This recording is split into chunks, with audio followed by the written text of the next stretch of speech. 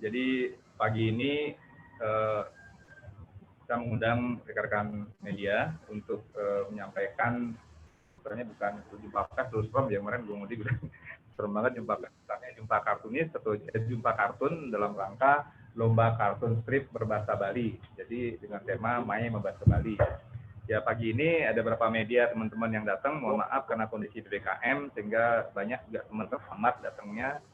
Tapi di sini sudah ada dikoordinasikan dengan Wira dari Denpos biar bisa untuk apa yang kita lakukan hari ini dan bisa di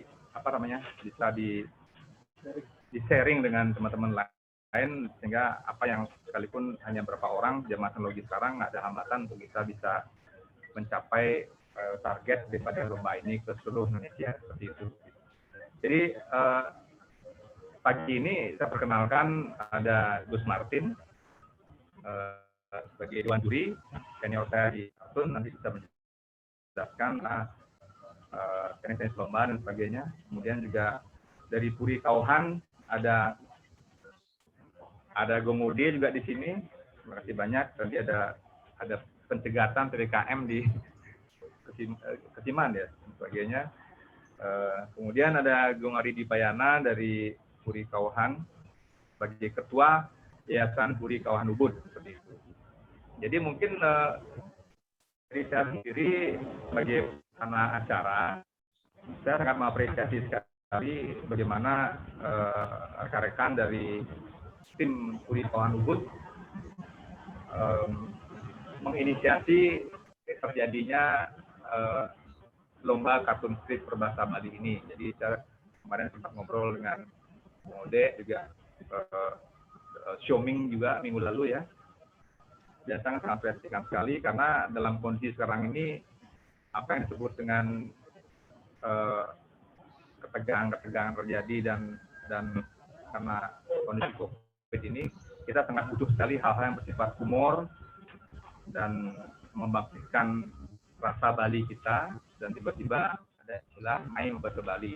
Dan sebelumnya juga mungkin Bung Adi bisa sampaikan nanti bahwa Yayasan Puri Kauhan Ubud juga membuat acara milenia, nyastra dan sebagainya. Itu luar biasa. Jadi atas nama teman-teman kartun dan rekan-rekan kartun, saya mengapresiasi kali ini karena bagaimana juga kartun sebenarnya adalah gambar-gambar visual yang cerdas, ya bukannya sekedar gambar.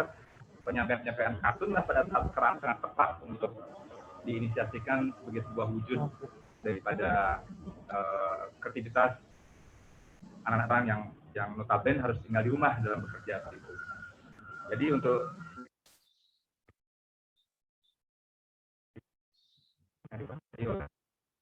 pun sampaikan apresiasi yang sedang tadi, dan selanjutnya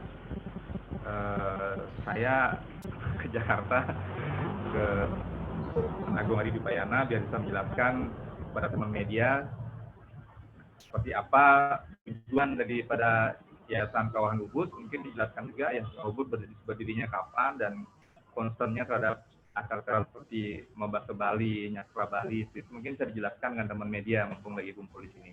Silakan, Gori. Oke, terima kasih, Beli Jenggo. Om Swastiastu.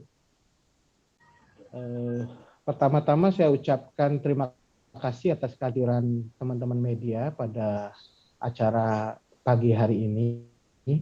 Ini memang acara yang kita sengaja rancang untuk bisa bertemu dengan teman-teman media sehingga bisa menjelaskan secara utuh apa yang menjadi latar belakang dari kegiatan yang diselenggarakan oleh Yayasan Puri Kauhan Ubud dan juga oleh Bog-Bog ya dari yang ketua yang Mas Bli Jenggo.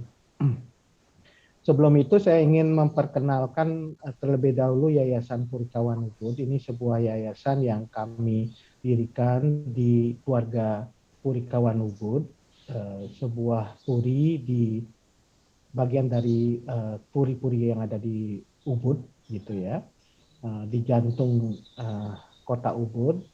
Dan memang yayasan ini kami dirikan sebagai bagian dari wahana ya, vehicle kita untuk melanjutkan meneruskan dan memajukan sebenarnya warisan yang kita miliki di tradisi di keluarga Purikawan Ubud. Kami adalah keluarga yang memiliki beberapa warisan, bukan warisan tanah gitu ya, tapi warisan banyak kami dapatkan warisan susastra dan juga mendapatkan warisan tradisi-tradisi yang hidup di dalam keluarga Puri.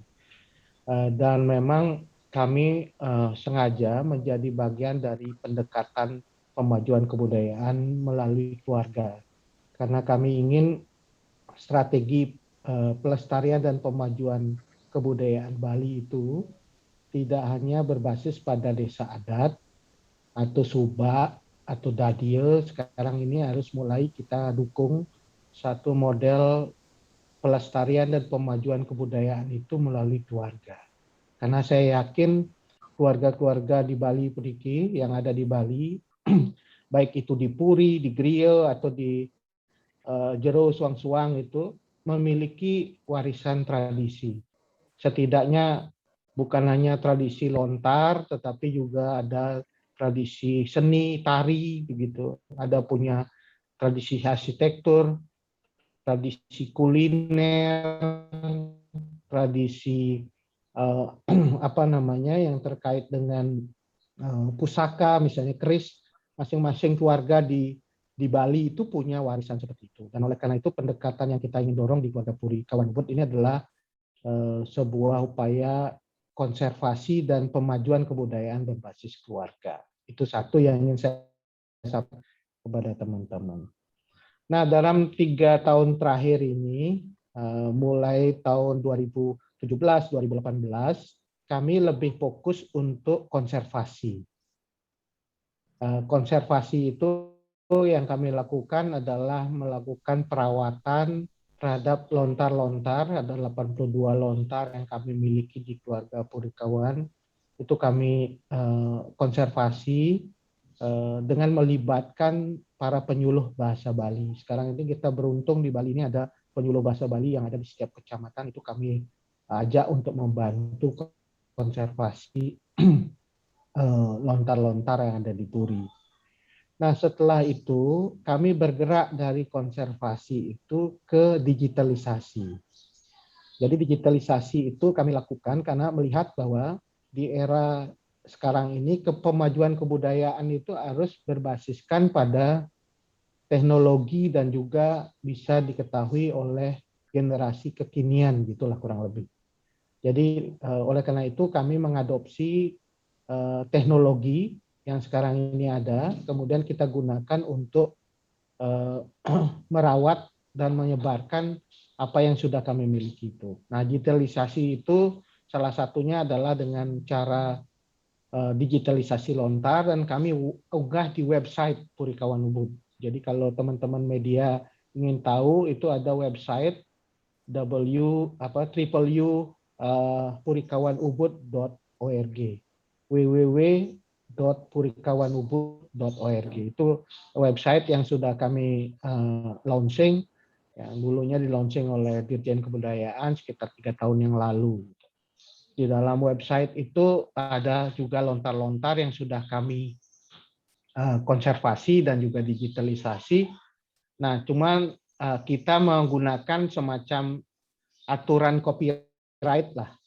Jadi kalau teman-teman yang ingin mendalami lebih jauh, tidak begitu saja mendownload dari situ, tapi meminta izin pada keluarga kami. Artinya hak untuk keluarga untuk mengkonservasi dan memiliki lontar itu masih kuat. Dia hanya bisa diberikan pada orang yang memang diinginkan atau diberikan oleh keluarga. Itu yang kita lakukan dengan digitalisasi. Dari digitalisasi, tadi konservasi, digitalisasi, kami masuk ke apresiasi. Apresiasi kami melakukan diskusi banyak tentang sastra, dengan harapan kita tidak hanya sekedar merawatnya saja, tapi membaca dan juga mendiskusikan. Nah, dari apresiasi yang keempat baru kreasi. Jadi kami mendorong adanya kreasi-kreasi baru dari sastra klasik maupun modern. Nah, tahun ini kami buat agak besar untuk kreasi itu karena situasi pandemi. Mengapa pandemi ini kita gunakan sebagai ajang kreasi supaya pandemi ini tidak menghentikan kreativitas kita itu tuh. Jangan sampai setelah pandemi ini para sastrawan kita semua justru tidak ada gerak itu ya. Artinya kehilangan kreativitas, kehilangan inovasi begitu. Sehingga pandemi ini justru kami lihat sebagai ajang untuk kreativitas, membuka kreativitas terutama di sastra. Yang kedua, kita ingin di masa pandemi ini kita bisa melahirkan karya yang lebih baik. Karena kita berkaca pada saat dulu namanya Gering Agung, apakah itu masa-masa sulit di masa lalu ya, pernah kita alami di Bali, itu selalu melahirkan karya-karya sastra. Melahirkan banyak sekali refleksi mengenai keadaan saat itu. Saya kira pengamat lontar pasti banyak melihat bagaimana lahir karya-karya di masa lalu yang merespon situasi saat itu. Misalnya Gering Agung. Itu selalu ada lontar yang menuliskan soal itu. Nah, untuk hal itu, dua alasan itulah kami membuat lomba kreasi sastra, ya kita sebut bukan lomba ya, ajang kreasi sastra namanya Sastra Saraswati Sewana. Kita singkat S3 gitulah, SSS gitu. Tujuannya itu tadi supaya tidak kehilangan kreativitas dan juga inovasi untuk melahirkan karya-karya sastra baru. Nah, kita tidak hanya berlomba karena kami lakukan workshop, semacam workshop sastra Bali klasik dan sastra Bali modern. Sastra Bali klasik itu kekawin, kita kidung, geguritan, satwa Bali itu kita lakukan workshop. Kemudian juga kita juga tambahkan dua yang modern yang kita sebut sebagai puisi dan cerpen. Jadi cerpen berbahasa Bali. Jadi lomba itu sudah dimulai pengumumannya 1 Juni. Kita harapkan akan hasilnya 1 Agustus dikumpulkan.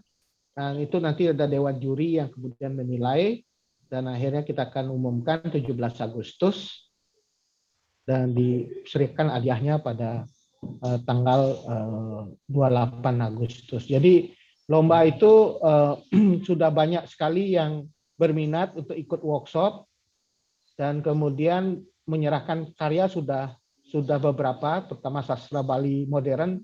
Ternyata banyak juga kita yang asik itu bikin puisi berbahasa Bali. Di tengah pandemi ini ada yang bikin cerpen berbahasa Bali, geguritan bahasa Bali. Kalau teman-teman media lihat sekarang ini di WA Group kan banyak juga yang kirim-kirim geguritan berbahasa Bali. Kemudian ada juga Satwa Bali yang bikin Satwa Bali tentang pandemi. Temanya memang soal Gering Agung, Pamari Sudo Gering Agung gitu ya, tentang pandemi. Yang memang agak langka dua itu, yaitu kidung dan kekawin. Tapi ini kalau kita bisa melahirkan dua karya ini, kekawin dan kidung di masa pandemi ini luar biasa. Tapi kayaknya sudah mulai ada yang ingin membuat kekawin dan kidung di masa pandemi ini. Ini suatu karya besar karena belum pernah kita kan lebih banyak mengapresiasi saja ya kidung dan kekawin, menikmati gitu ya, sudah dibuat di masa lalu. Nah, sekarang kita dorong untuk membuat di masa sekarang sehingga dinikmati oleh anak cucu kita di masa yang akan datang. Nah, Bapak Ibu sekalian, teman-teman media, nah selain kami itu menggunakan ajang S3 itu, S3 itu Sastra Saraswati Sewana, kayaknya itu kan ajangnya sastrawan begitulah, teman-teman yang bergelut di bidang sastra. Kami ingin supaya sastra itu juga tidak hanya digeluti oleh teman-teman di sastrawan. Oleh karena itu kami membuat satu event yang namanya Millennial Nyastra. Millennial Nyastra ini kami bikin sudah dalam bentuk talkshow, 5 talkshow yang sekarang ini sudah berlangsung 3 talkshow di Radio Pinik Bali ya. Pinik Radio Bali. Nah, itu khusus memang radionya millennials gitu. Kita pilih supaya anak-anak muda Bali itu kembali untuk ke sastra itu ya. Sastra karena sastra Bali ini ternyata keren gitu, mengasihkan. Bahkan ada orang yang hidup dari sastra Bali. Sekarang kita lihat ada penerbitan sastra Bali, kemudian ada web digital berbasis sastra Bali gitu. Jadi, nah kami akan mengadakan talkshow di Radio Phoenix selama 5 kali untuk menarik generasi milenial untuk peduli terhadap sastra. Nah selain itu kami juga bikin acara yang agak ngepop ini, ngepop yaitu dengan band bahasa Bali. Nah ini sudah ada di Bali, sudah hidup ya sebenarnya band-band dan lagu bahasa Bali. Kami dengan D2 membuat satu kegiatan yang khusus untuk mendorong pendekatan.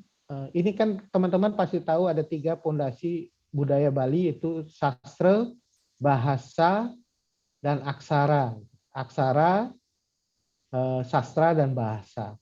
Jadi aksara sudah kami lakukan, proses konservasi, sastra juga.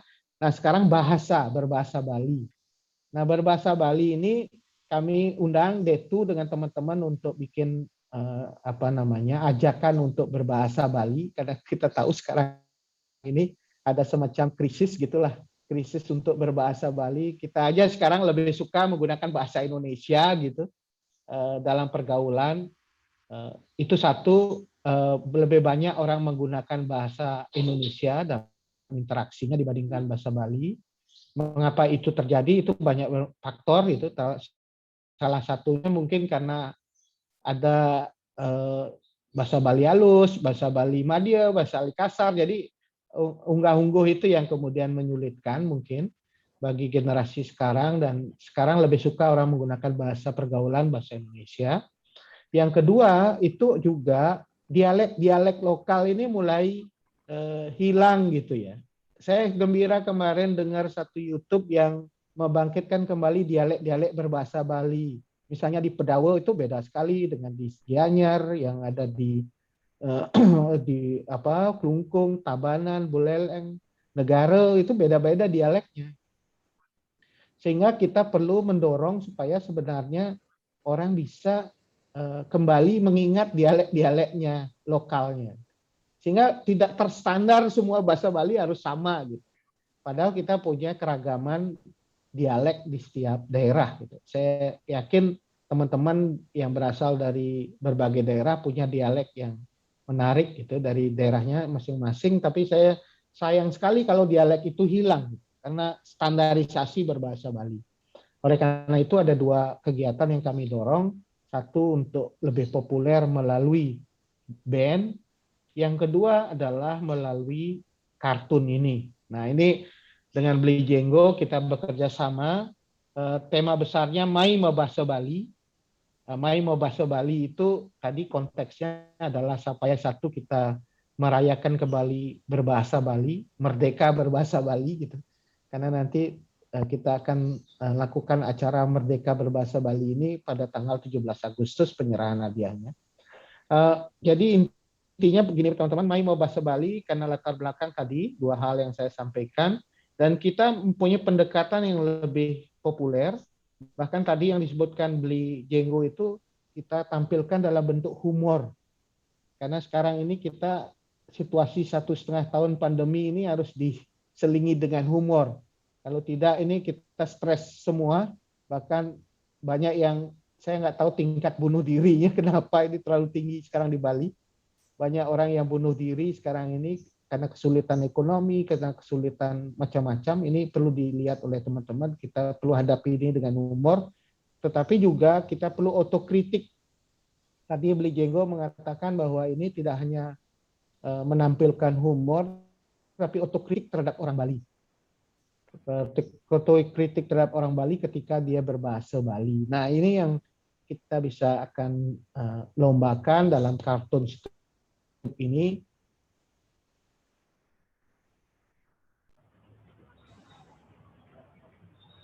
Berbahasa Bali, harapan dari yayasan ini akan bisa terakhir nanti Jenggo ya, kita akan bikin ini internetnya tidak stabil, tapi kita rencananya 17 Agustus ada penyerahan hadiah dari lomba kartun strip ini, dan di situ kami beri label Merdeka Berbahasa Bali.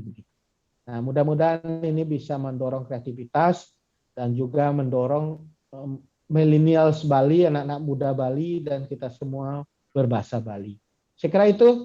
Mohon maaf agak panjang Belijenggo, karena kami ingin jelaskan juga latar belakang dan juga apa yang akan jadi konsep berkawan. Terima kasih, Om. Santi. Om.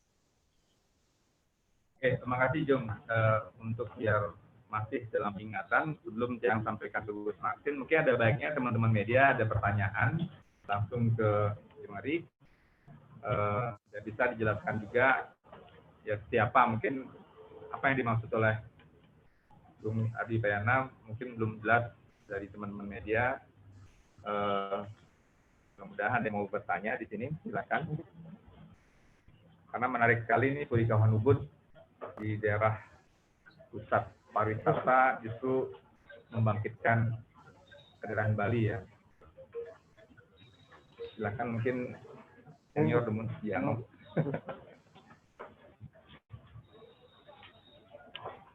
Ya.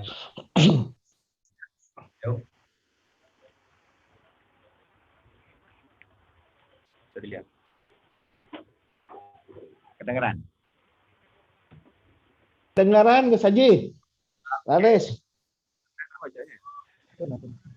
Saya cukup kaget juga ketika ditelepon sama Diego. Jadi acara yang cukup menarik. Penasaran saat rumahnya Diego. Ternyata di belakang ini ada Puri Kauhan.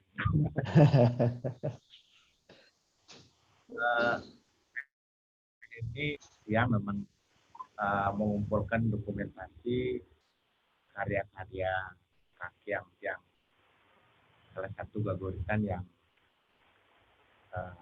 baru saja yang dikumpulkan dan dicetak, tapi cukup terbatas karena yang menginginkan nanti gugatan ini bisa sampai ke kaum milenial juga, karena isinya menarik. Ada cerpen beliau yang berjudul Mendiktas ini sudah yang kumpulkan dan sudah diterbitkan di majalah Berbahasa Bali oleh teman yang Spartike, mungkin Pak Agung sudah tahu. Mungkin selipan-selipan kata yang dilakukan oleh teman-teman kartunis ini harus juga mendalami beberapa isi gaguritan, celoteh-celoteh Bali yang mungkin ingin disampaikan. Saya ingin tahu nanti bahasa Bali yang digunakan ini apakah juga latar belakang dialek yang seperti Pak Agung tadi sampaikan di Pedawe, kemudian di beberapa tempat Lungkung dan Buleleng. Karena sekarang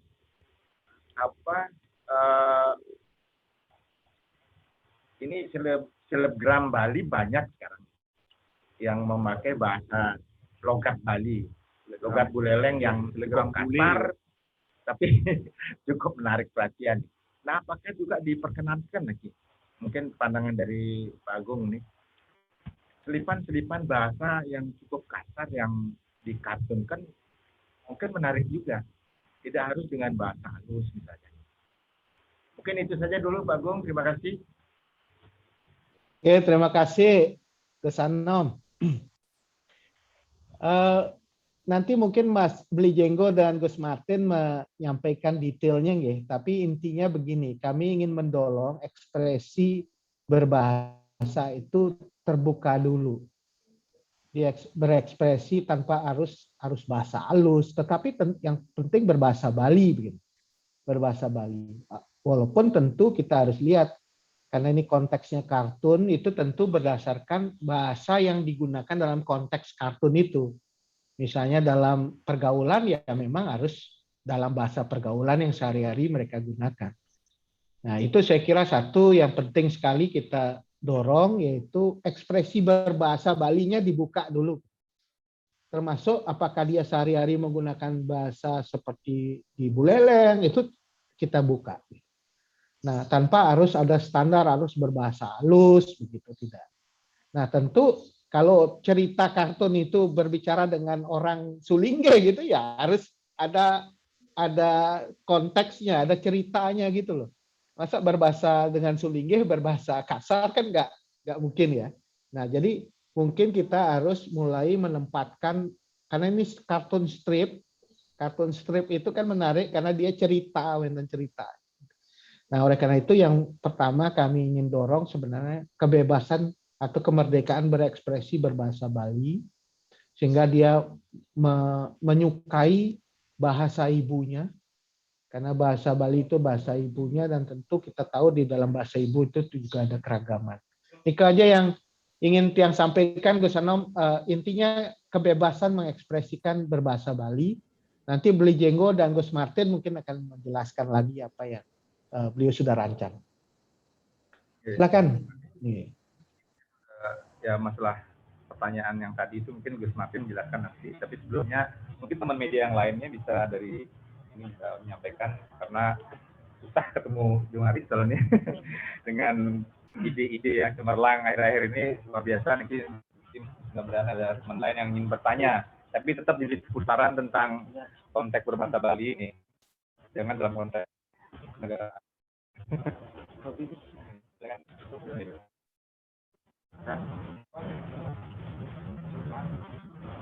Dari atau Wira.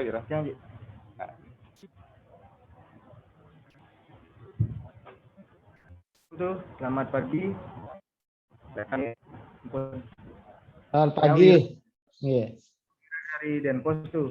Oh, iya. Pagi.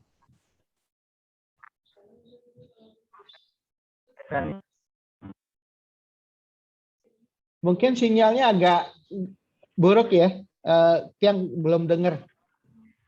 Sampun tuh. Agak kerebek-kerebek nih. Agak ngerebek deh. Sinyal mungkin. Oke, ini udah agak clear. Ya. Oke. Ampun tuh. Ampun. Sama tuh, Niki Tiang Wira dari Denpos tuh. Oke, selamat pagi. Dari bulan lalu gerakan dari Yayasan Puri Kauhan Ubud Niki, kebetulan Tiang kenal baik sama Putus Partikel. Mungkin mengingat Niki untuk publikasi dari teman-teman media, mungkin menyesuaikan kondisi saat ini di tengah PPKM darurat Niki, mungkin bagaimana eksistensi digelarnya kegiatan Niki totalitas akan dilakukan secara daring atau seperti nanti. Kemudian adakah nanti tema-tema yang akan menyentil situasi saat ini seperti di PPKM Mikro melalui ini. Enten tuh. Oke, makasih Wira. Yang pertama dalam tema yang jawab yang pertama dulu, yang terakhir yang ditanyakan, temanya secara khusus untuk Sastra Saraswati Sewana adalah Pemarisuda Gering Agung.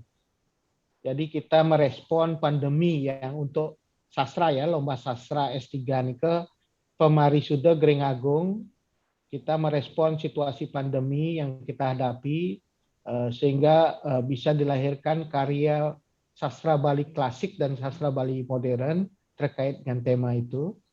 Jadi ini akan bisa memunculkan banyak sekali refleksi diri ya melalui karya sastra, ekspresi rasanya, wirasanya seperti apa, wiramanya seperti apa, wiraganya juga seperti apa, itu diberi ruangnya di dalam lomba Nika.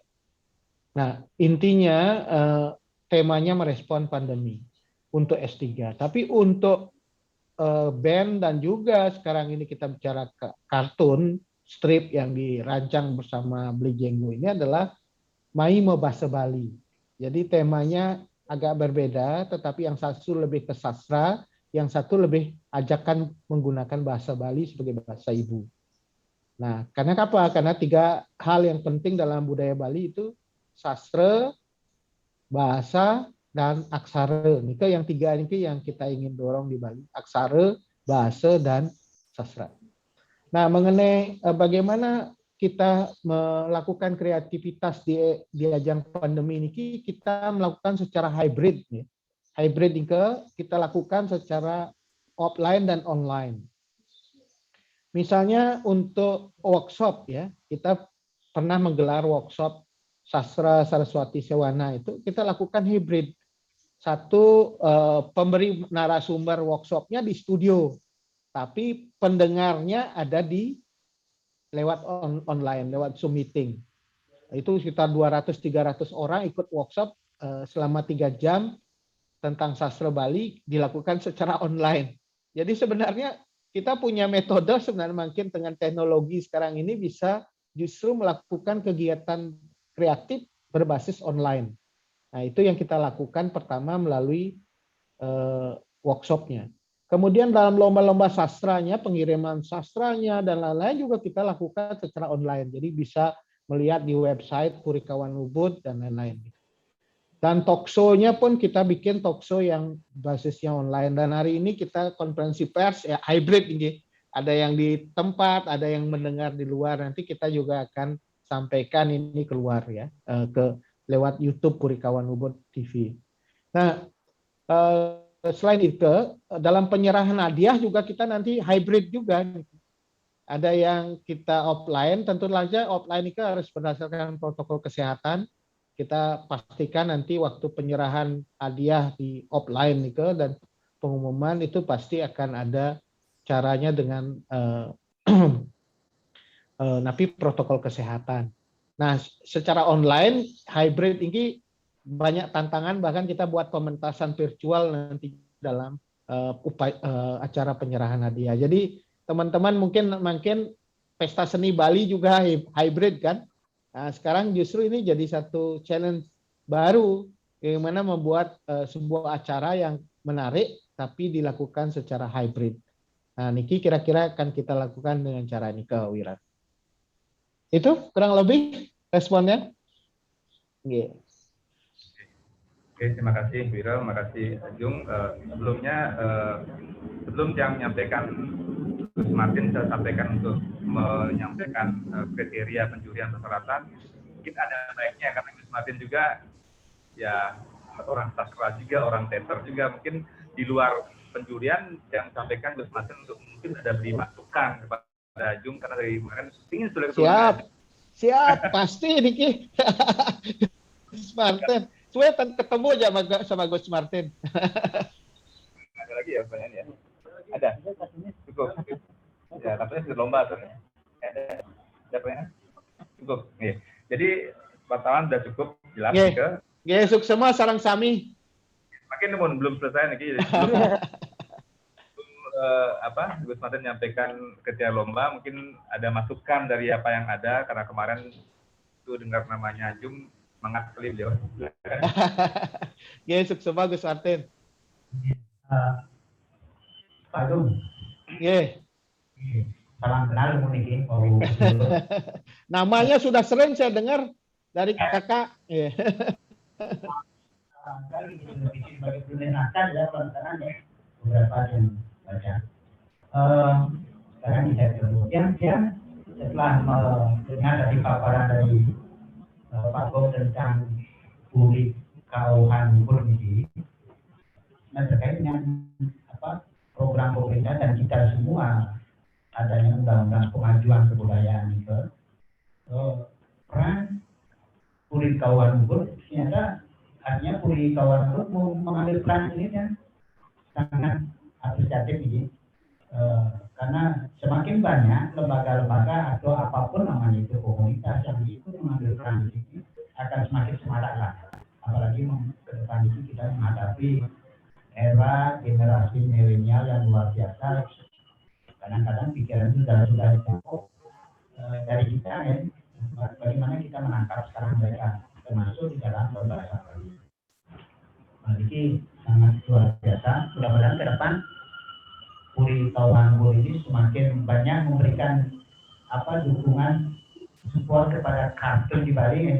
Kartun, seni kartun, karena selama ini kalau dibandingkan bukan yang mau mengajum-ajum atau menyombongkan diri sebagai kartunis atau seni kartun itu sendiri, tapi dibandingkan dengan seni lain, kayaknya kartun adalah salah satu seni yang paling bisa kita masukkan ke era milenial. Nah, terkait dengan itu, saya kira ide untuk menjadikan membuat lomba kartun strip berbahasa Bali ini sangat luar biasa. Karena dihubungi Diego yang menganggap karena dia sebagai salah satu yang berjuang secara terus-menerus di berdarah-darah di bagaimana kartun Bali ini bisa muncul dan terus ada gitu, terus mengadakan literasi teman-teman kartunis. Kita sudah lama, jadi sekarang kita membina dan terus mencetak generasi-generasi kembali. Terkait dengan lomba, saya kira ini lomba pertama kali dengan main bola sekali luar biasa. Bagaimana kartun, terutama kartun strip harus berbahasa Bali. Nah, terkait dengan kriteria, tadi ada selentingan pertanyaan apakah berkualitas tidak bisa masuk kartun. Dan juga kartun harus diingatkan bahwa kan sudah dicantumkan di dalam kriteria isi karya tentang Bali bersifat humor. Jadi harus digaris bawahi ini bersifat humor. Kalau kartun tidak humor ya janganlah seperti itu kartun. Jadi ada unsur humor sana, ada unsur komedikalnya, ada unsur tidak mesti harus melihat kartun itu orang masuk ketawa tidak. Tapi bisa saja kartun itu dibanding itu humor sifatnya sangat mendalam yang bikin kita tertawa dalam hati, sakit hati, bisa juga sakit humor ya. Jadi humor itu jadi orang boleh saja, tapi buat humor jangan serius-serius sama. Yang kira itu kembali saya tegaskan bersifat humor. Jangan sampai ada misalnya hal-hal serius membahas Bali ini, antara tekan saja di kartun dengan digunakan ya. Jadi sulit orang membaca kartun dengan sastra yang serius, hal-hal yang lucu. Kemudian itu humor itu, kemudian tentang itu baru bisa menggunakan sifat kartun itu memang objektif. Mari kita mempertawakan diri kita sendiri. Kalau kita sebagai orang Bali yang tertawakan diri sendiri, kritik diri sendiri, jangan kritik orang lain. Mengkritik diri sendiri itu sehat ya. Jadi apalagi di dalam kartun itu biasa kita orang-orang Bali, kartunis Bali biasa mengkritik diri sendiri lewat kartun, lewat humor, jadi bahan candaan, jadi bahan ketawa. Sepanjang kita tidak bertentangan,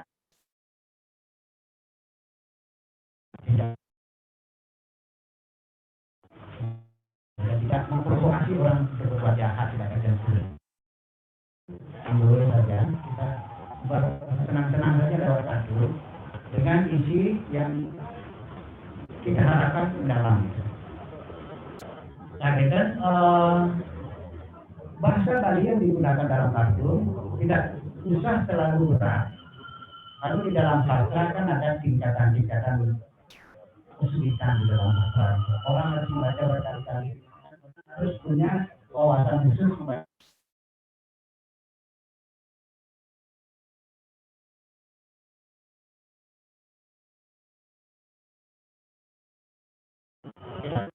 Punya wawasan khusus. Kalau di kartun disamakan dengan itu, maka ini kartun.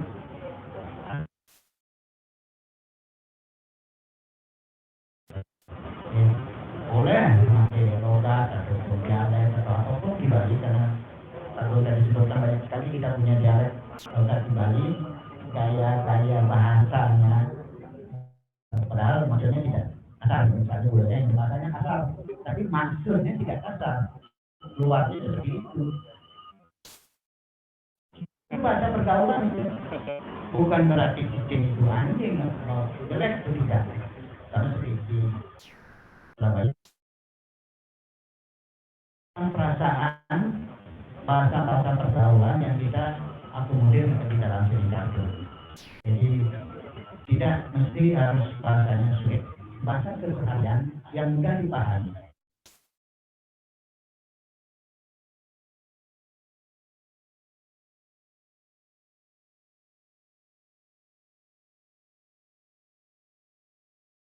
Dalam bicara humor. Nah ini kan pertama kali kita bikin seperti itu. Biar kontennya bebas gitu, asal memenuhi kriteria yang diwawangi tidak mengandung sara dan sebagainya. Kira-kira tiga dan sebagai tadi kawan Bogor ini kalau bisa ke depan ini saran ini bisa bikin lomba juga buku kartun ini diterbitkan, mungkin pemenangnya diterbitkan aja. Kita seleksi terbitkan menjadi bagian dari kinerja tahunan. Yang kira juga. Terima kasih tiga saja yang bisa saya sampaikan kemarin. Jenggot yang respon dikit, bagus banget dari Gus Martin Niki. Ya, terima kasih Niki, di belakangnya juga kartun nih. Artinya backgroundnya juga kita pakai kartun karena memang Niki menurut yang kartun Niki atau bahkan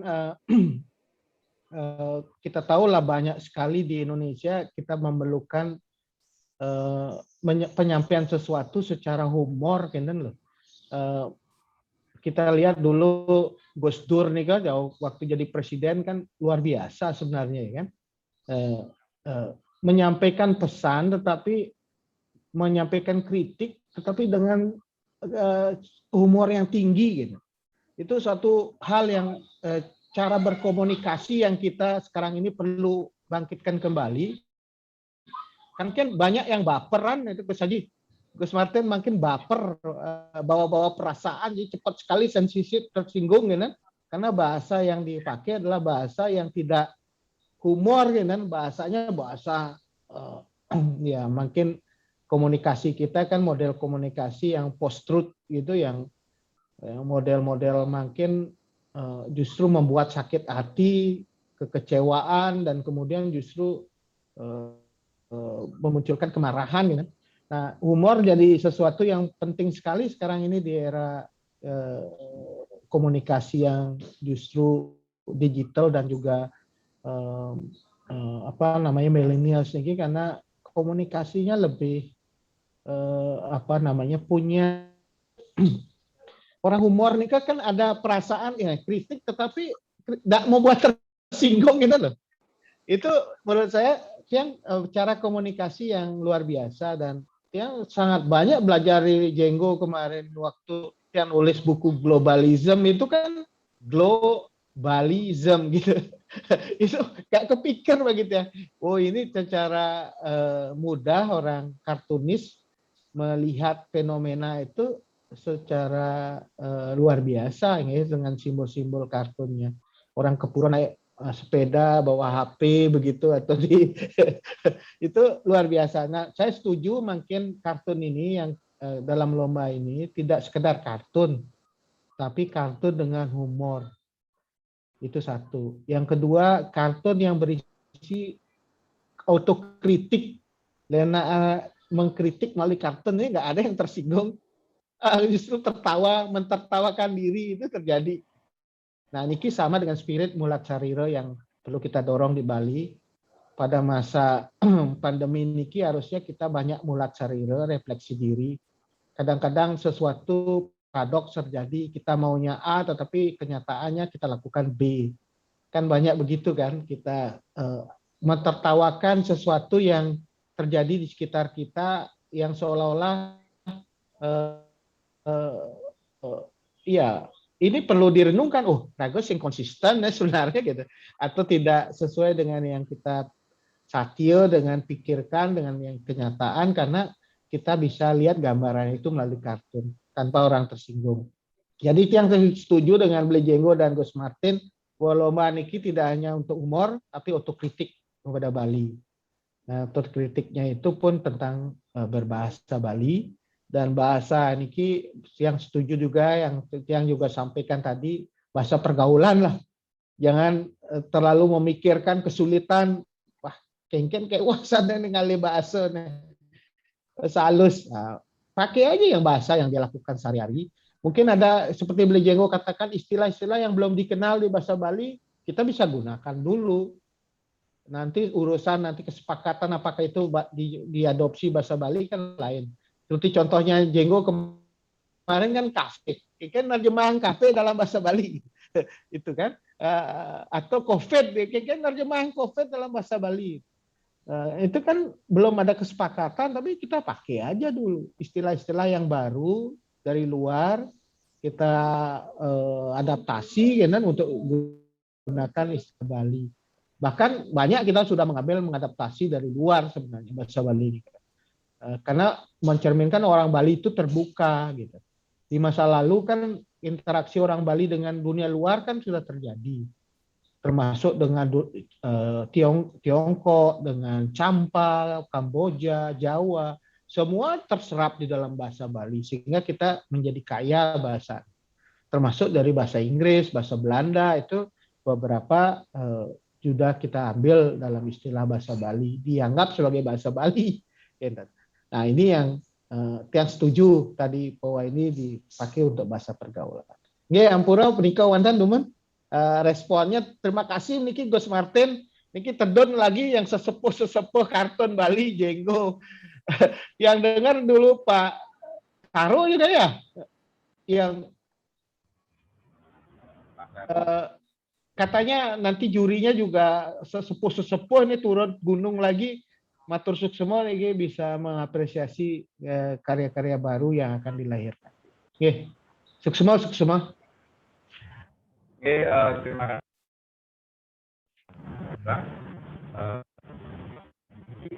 Sudah hampir 2 jam ya. Sudah sekali kita dari bagi pelaksana, dari juri, dari teman-teman media dan sebagainya. Nah, karena kebetulan Jumlah bisa datang dalam waktu seperti ini, habis, dan saya minta Jumlah untuk menutup acara ini. Oke. Lomba kartun strip berbahasa Bali yang menuju paper, lomba kartun strip bahasa Bali yang minta Jumlahnya tutup dan kita sebutkan lewat itu. Terima kasih. Baik. Matur suksema puniki atas kehadiran teman-teman media, karena peran media puniki sangat penting bagi kita. Kebudayaan Bali makin kan diminta untuk dimajukan, bukan sekedar ajak ya, dimajukan. Ajak dan pemajuan ini penting sekali supaya kebudayaan Bali itu betul-betul menjadi kebudayaan yang hidup dan maju di dalam masyarakat kita. Oleh karena itu, Titiang meminta bantuan teman-teman media untuk ikut menjadi bagian dari upaya pemajuan kebudayaan Bali Uniki. Kita ingin bahwa kita tidak akan memperkuat di bidang sastra, aksara, dan bahasa saja. Purikawan Ubud mempunyai warisan yang banyak juga dari sisi seni budaya yang seperti misalnya arsitektur, kemudian juga keris, kemudian juga tari. Nah, semua itu kita inginkan bisa kita kuatkan di level keluarga. Mudah-mudahan apa yang dilakukan Purikawan Ubud ini menjadi virus. Makin kan orang takut pada virus nih. Virus COVID, makin Titiang ingin Purikawan Ubud ini bisa jadi virus juga gitu.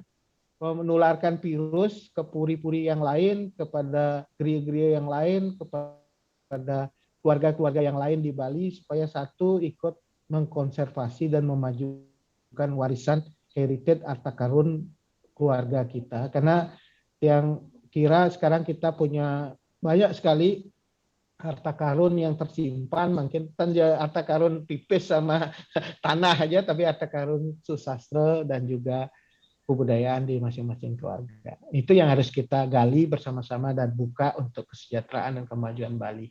Tika wantan, ireng sidap antuk para mesanti. Om Santi.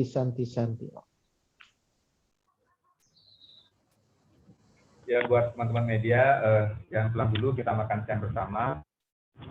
Dan akan bagikan juga berupa ini untuk bisa di-share. Mungkin nanti Agus bisa ini kan nanti di email atau Wira bisa bantu lewat email biar kita di-share lomba ini. dan bisa terjemah ke seluruh Indonesia.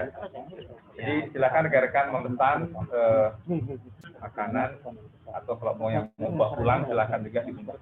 Oke, terima kasih banyak atas perhatiannya.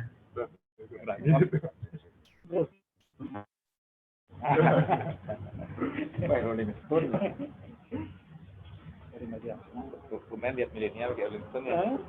Biasanya kan Justin Bieber. Silakan.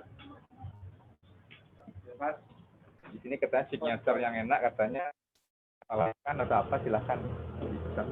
Kalau ada yang mau bawa pulang mungkin bilang dibungkus atau gimana. Kalau ada yang mau buru-buru.